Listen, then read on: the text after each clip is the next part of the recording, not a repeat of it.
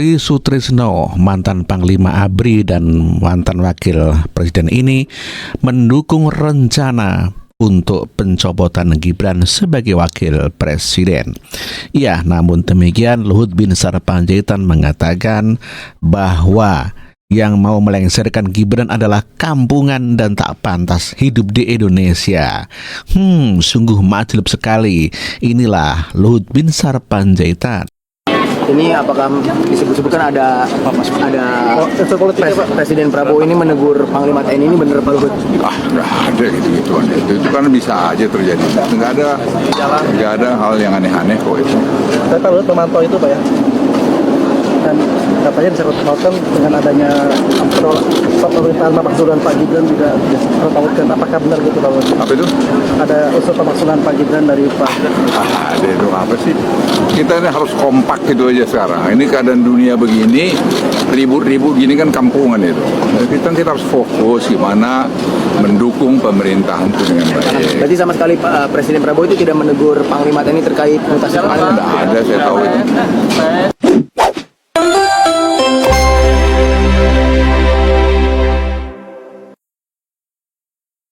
Ditemui di Balai Kartini, Jakarta pada Selasa 6 Mei, Luhut mengingatkan seluruh warga negara harus taat pada konstitusi.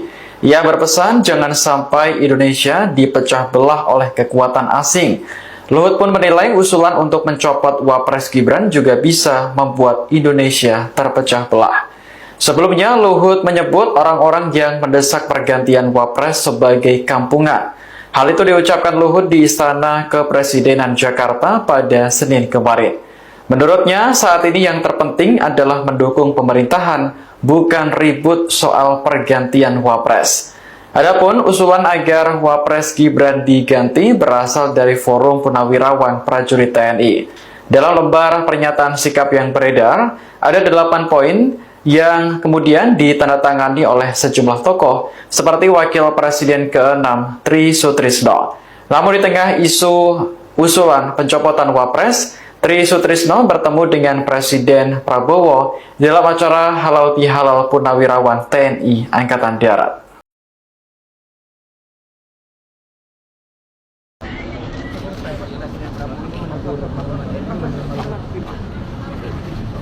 Kan bisa aja terjadi. Nggak ada hal yang aneh-aneh. Saya Pak Luhut memantau itu dan katanya disebutkan dengan adanya pemerintahan pemakzulan Pak Gibran juga dipertahankan. Apakah benar gitu Pak Luhut? Apa itu? Ada unsur pemakzulan Pak Gibran dari Pak. Kita ini harus kompak gitu aja sekarang. Ini keadaan dunia begini, ribut-ribut gini kan kampungan itu. Jadi kita harus fokus gimana mendukung pemerintahan. Berarti sama sekali Presiden Prabowo itu tidak menegur Panglima TNI terkait mutasi kemarin? Apa Pak? Mana kita? Sosok Tri Sutrisno, ex-Panglima ABRI dukung rencana pencopotan Gibran sebagai Wapres. Tri Sutrisno, mantan Panglima Angkatan Bersenjata Republik Indonesia kembali menjadi sorotan beberapa hari terakhir.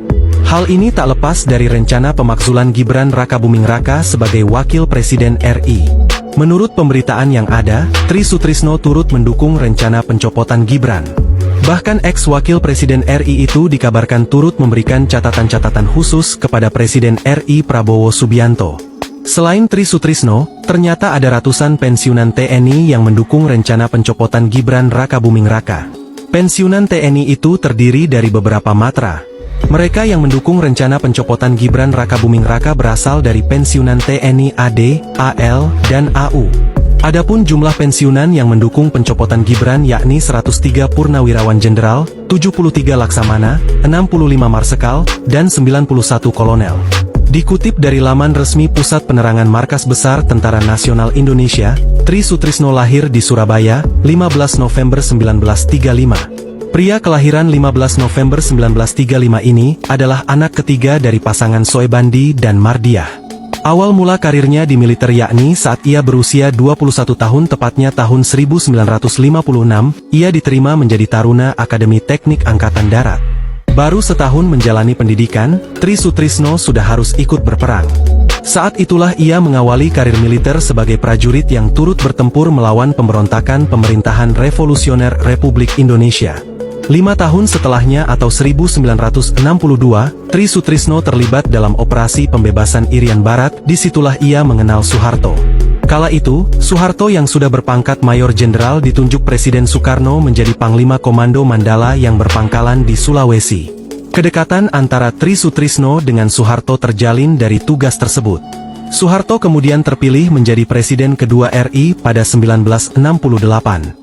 4 tahun setelahnya yakni 1974, Tri Sutrisno ditunjuk Soeharto menjadi ajudannya. Dari situlah karir Tri Sutrisno meroket. Tahun 1978, Tri diangkat menjadi Kepala Komando Daerah Staf di Kodam 16 Udayana. Setahun kemudian ia menjadi Panglima Daerah Kodam 4 Sriwijaya. 4 tahun berikutnya, ia diangkat menjadi Panglima Daerah Kodam 8 Jaya dan ditempatkan di Jakarta. Agustus 1985 pangkat Tri Sutrisno dinaikkan lagi menjadi Letnan Jenderal. Saat itu Tri Sutrisno sekaligus diangkat menjadi Wakil Kepala Staf Angkatan Darat mendampingi KSAD Jenderal TNI Rudhini. 10 bulan kemudian tepatnya Juni 1986, Tri Sutrisno diangkat menjadi KSAD menggantikan Rudhini. Tak sampai setahun yakni April 1987, dia naik jabatan ke tingkat tertinggi menjadi Jenderal.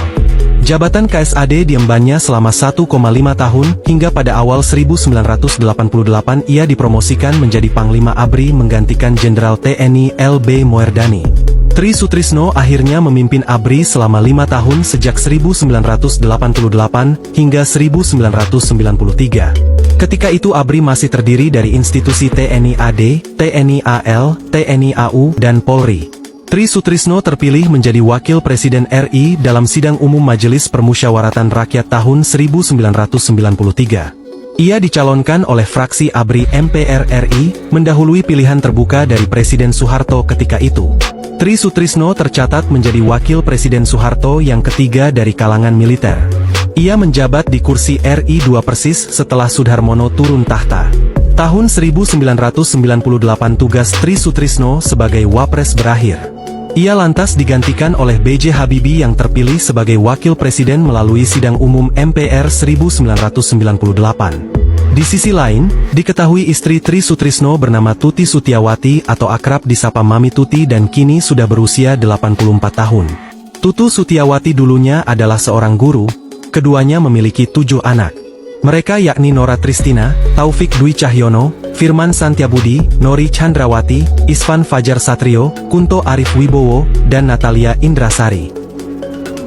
Tri Sutrisno mendadak jadi sorotan setelah dirinya mendorong pemaksulan Gibran Rakabuming Raka dari jabatan Wakil Presiden RI. Melansir pemberitaan Tribun-Medan.com, aksi eks-Panglima ABRI ini didukung oleh ratusan pensiunan TNI. Mereka yang mendukung rencana pencopotan Gibran Rakabuming Raka berasal dari pensiunan TNI AD, AL, dan AU. Adapun jumlah pensiunan yang mendukung pencopotan Gibran dan sudah membubuhkan tanda tangan yakni 103 Purnawirawan Jenderal, 73 Laksamana, 65 Marsekal, dan 91 Kolonel.